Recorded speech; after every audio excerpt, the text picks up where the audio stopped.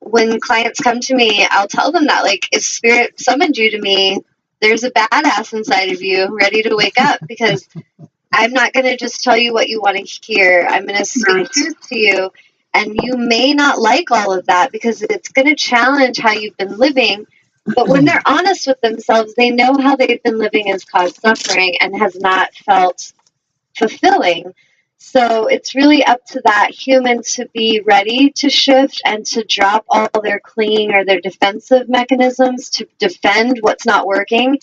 But I do feel like we need to be mindful that we're not kind of attacking and pushing our ways on anyone, but just let them come in. And as people are ready for that shift in awareness, they'll come and find you if you trust that. Source definitely brings me clients. Like, it doesn't happen in a traditional way. I just kind of allow it to come in, and I just trust. I'm always taken care of, and I know that the gifts I have are very powerful and can help others that are ready. And if someone's kind of trying to force it to happen, like say I have a client that says, oh, I want you to help my daughter, and then the daughter comes, I often will ask that child or that friend, like, are you ready for this? Because your mother being ready for you is not what's going to matter. It's really, are you ready? And if you're ready, I can help you. But if you're not ready and you're closed off, we're just going to pretty much waste each other's time, you know?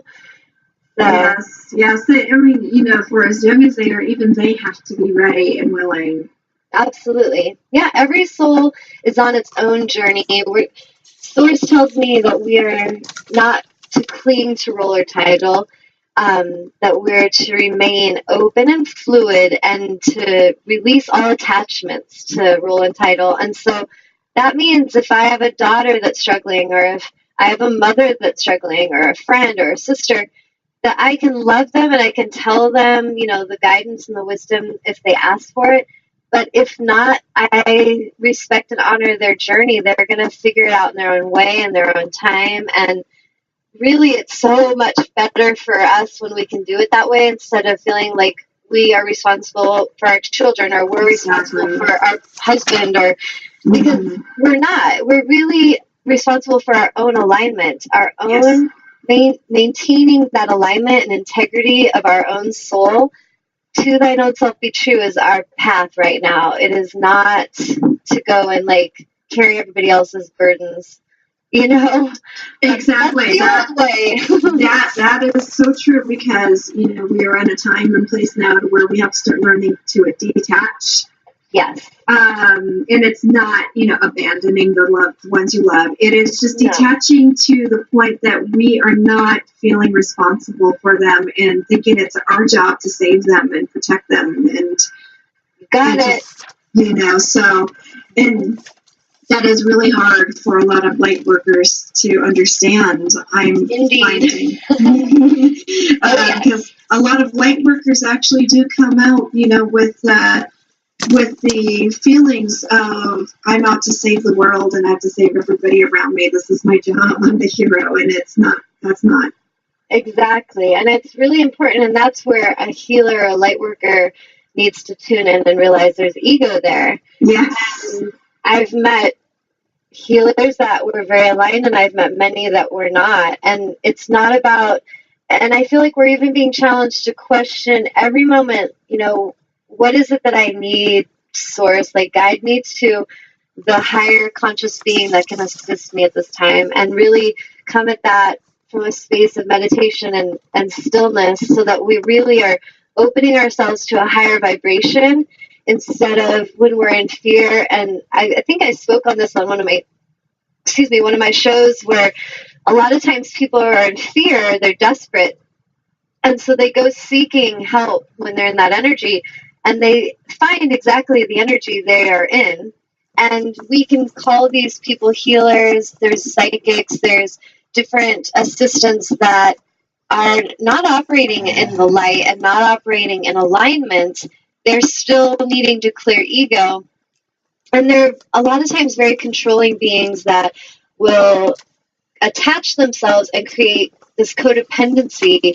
And you know, I send love to people when I sense that, but I know that they're exactly where they need to be to learn that lesson, because that is going to wake them up. So, sometimes we have to be manipulated and hurt where we will wake up and realize what that feels like. Yeah. But I feel like it's important that if we're desiring to live as aligned teachers, healers, leaders, parents, we have to really do that work for ourselves, and we really need to make sure that we're not codependently attaching to our children. We're not codependently attaching to our clients, to our friends. We're there to assist a need as it's needed, and then we release and trust Source will always take care of us. And that's something that is what actual love is. And I feel like this planet has a lot to learn. As far as humanity has much to learn about what love actually is.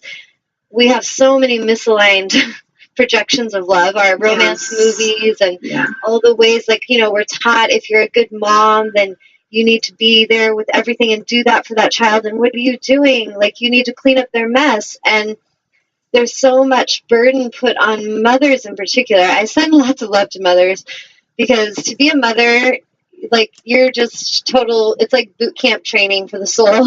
It really is, like, because it's not always, you're not always appreciated for it, and you often will give so much with very little respect. And I feel like mothers and teachers really need to learn, though, that they have been practicing and, like, they've been co-creating that experience till now. And so it's important that they realize that they're worth something. Yes. Because I feel this shift is about self-worth. And when we know we're worth, we won't allow that. We won't tolerate that any longer. And it's going to be pretty interesting when you first wake up and realize that. Because I know in my life when I did, a lot of people were like, Tanya's lost her mind, like, what is going on with her? Like, she used to always let me freak out and scream at her, and now she's like walking away. Why? How dare her walk away? Or someone's screaming at me on the phone, and I'm like, you need to calm your voice or I'm going to hang up, and they don't calm down. Tanya just hung up on me. How dare her? How rude.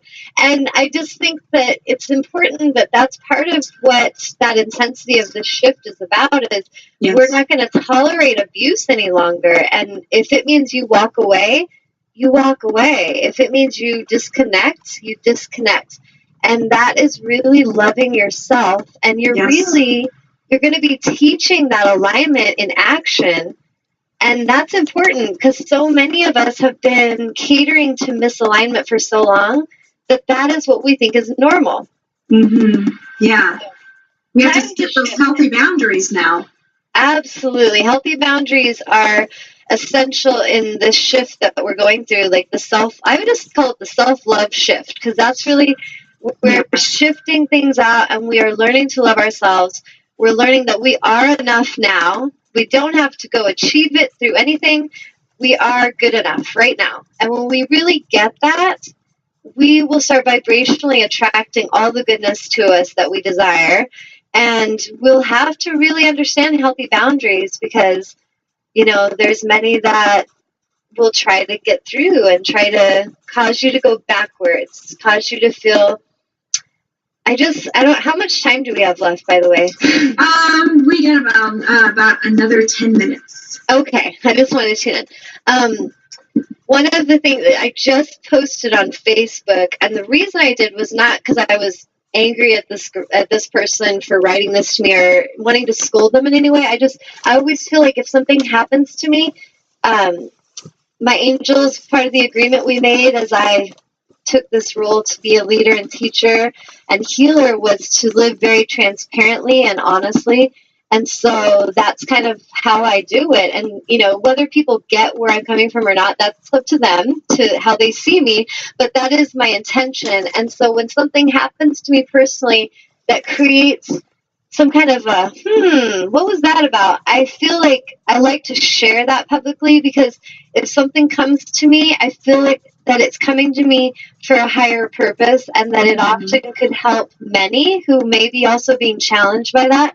Yes. And what happened was I had this person on Facebook who, we have these friends on Facebook, and some of them we've never met, but they follow us and we follow them, and we like what they say, and we feel like they're our family. We feel really connected, but at the same time, we don't really know everything about them.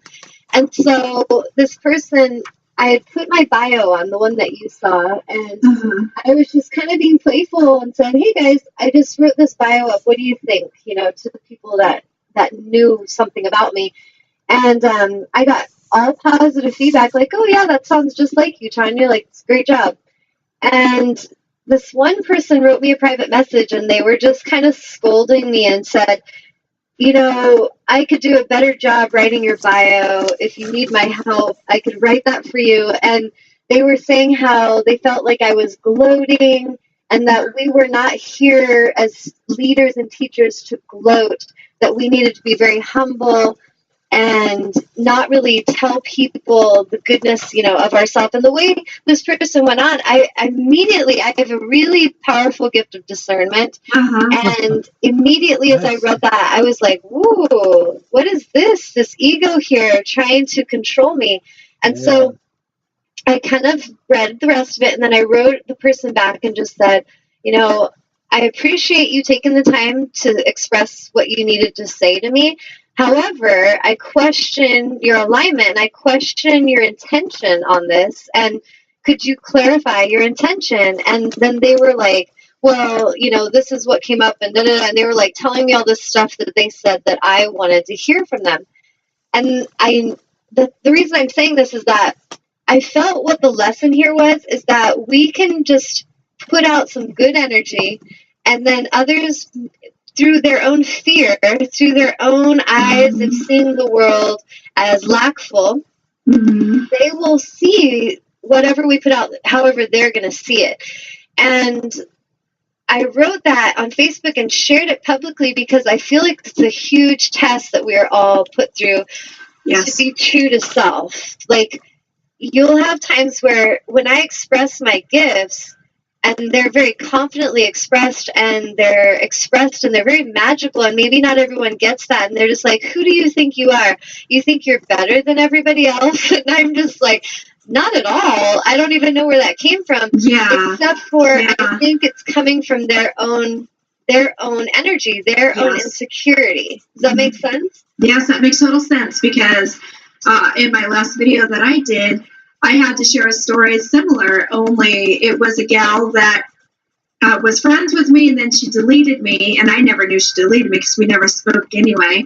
Yeah. And I posted a recipe, and she commented on the recipe telling me that she goes, I don't think you remember me. She goes, but we used to be friends on Facebook, blah, blah, blah. I just gave my heart to Jesus Christ, and he healed me. And I really felt compelled to tell you about Jesus Christ and tell you that you need to give your heart to him and heal, because what you're doing is not of God. Wow. And I was like, and how did that make you feel? I wanted to, well, first of all, I deleted the comment because I have very, very passionate people on my friends list. I have over 2,000 friends who are from all walks of life. I have other Christians. I have pagans and Wiccans and you name it, okay? They would have devoured her. Yeah. So I did, let's get that off of her. Yeah, so I deleted her comment for her own protection because I was wanting to respond out of love, but nobody else would. Yeah. So I sent her a private message, and I just said, honey, you know what? I said, I'm very, very, very attached and loving my Jesus Christ, and all the angels and so forth. I said, I don't know where you get, questioning me in the way that you have. And she said, she goes, well, I just know that, you say you talk to angels and everything and stuff. And that's not of God, because demons, they disguise themselves as angels and they deceive us. And I was like, how do you know if I'm being deceived or not? And I said, sweetheart, you really need to really learn to discern on your own. I said, you can't discern it for me. Yes. And exactly. And I said, and I know that the beings that I am in contact with are of the light. They are of source. Yeah. And I said, and I love you very much. I said, but you can't just assume that just because you have this fear of being deceived yourself Exactly. that other people are.